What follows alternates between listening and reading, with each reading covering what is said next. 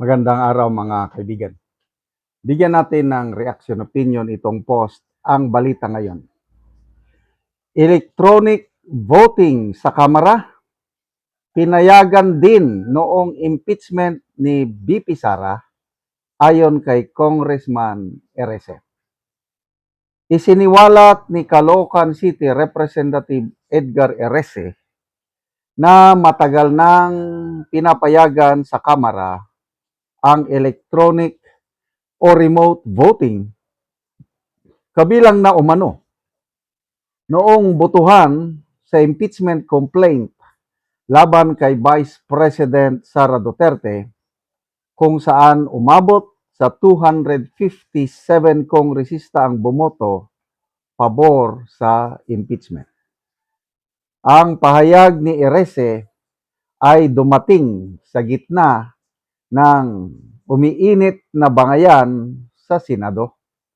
Kaugnay ng panukalang payagan ang online participation at electronic voting sa mga senador kahit wala sa session hall.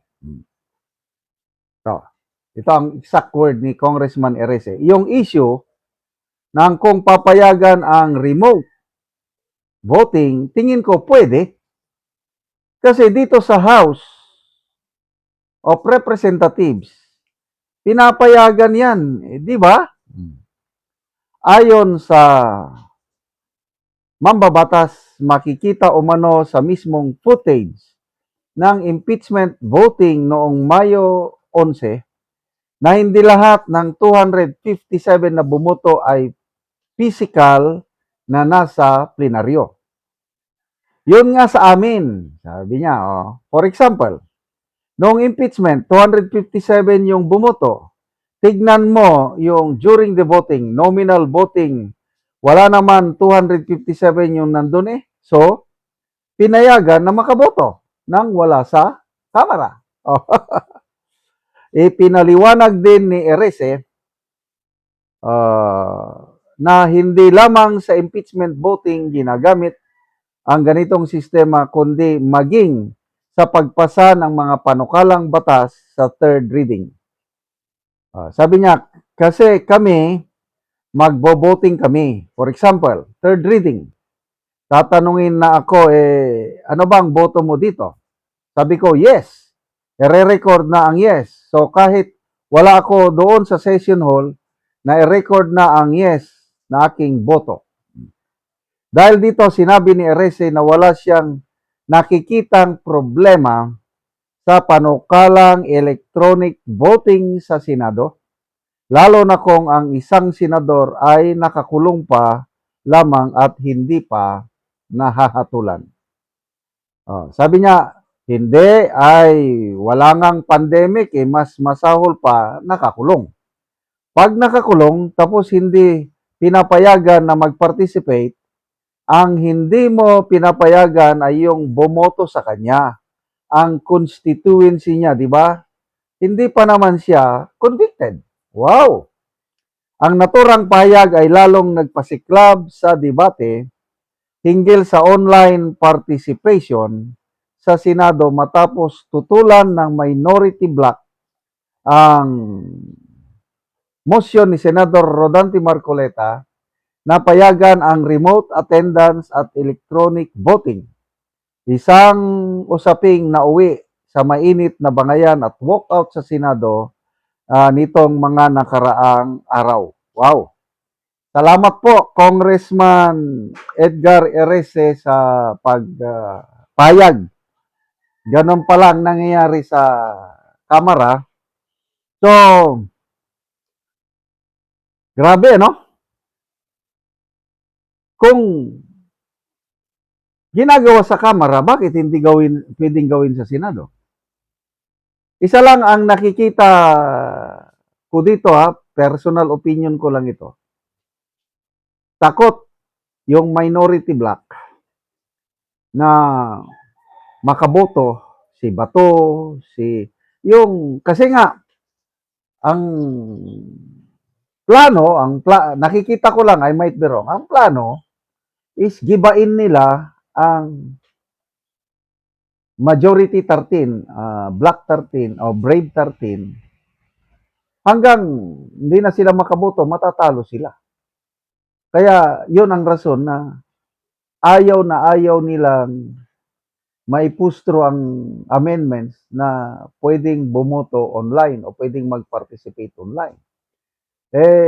Bagay na ginagawa na noon. Pandemic, nung nakakulong si ex-Senator De Lima, o ngayon, panibagong ebidensya sa Kamara, inaalaw. So kung pwede sa Kamara, why not sa Senado? Kaya, lalo akong na dismaya sa minority black. Talagang iba ang kanilang style. It's all about taking leadership in the Senate. Gustong-gusto nila talaga na magkawatak-watak ang Brave 13 para maibalik sa kanila ang liderato sa Senado. But nagkakamali sila. Yung mga kaso-kaso na yan, ay lalong nagpapatibay sa samahan ng Brave 13. Example, si Senator Jinggoy. Yung pahayag niya, if this is the price, sabi niya, yung kinasuhan siya at makukulong, sabi niya, if this is the price, kung ito ang mangyayari sa akin, makukulong ako dahil sa pagtindig ko sa aking prinsipyo, so be it. Tanggapin ko. Wow. So lalo akong bumilib kay Jinggoy. Anong ibig sabihin yun? Kaya ba nilang takutin si Jinggoy? I don't think so. He will stick sa Brave 13. Nagsalita na rin si Senator Villanueva. Hindi siya aalis sa Brave 13. So ano pa? Senator Escudero, although wala pa siyang payag, but mas matindi ito. Hindi nila kaya, abogado yan eh. So, sino pang makukuha nila? Lalo na si Marcoleta. I will be the last man standing. If no one speaks up, I will speak. Hindi nyo ako kayang takutin.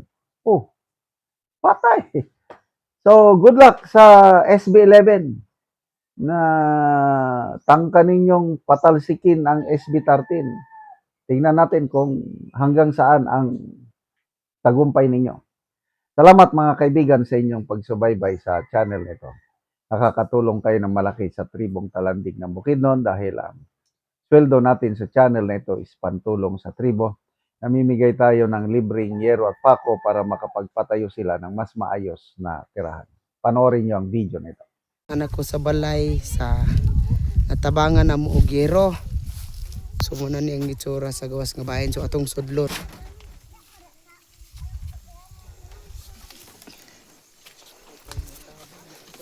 So karon mo na ni ang itsura sa ilang atop nga silupin lang. So muna na pod ni ang itsura sa trapal nga ilang atop. So diri na gid in town sila magtulog. Muna ni ang ilang kahimtang.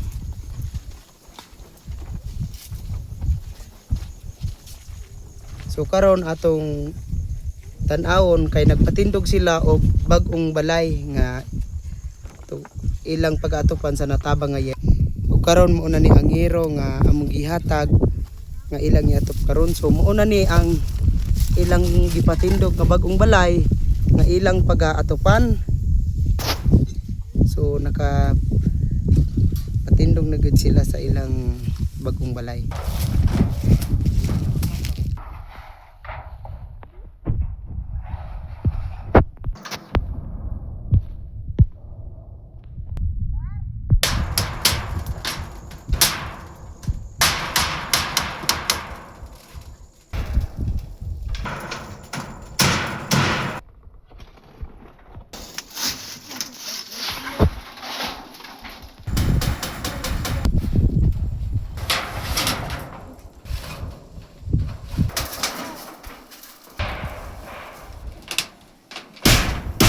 O karon humanagad sa pag-atop ang ginatabang nga yero.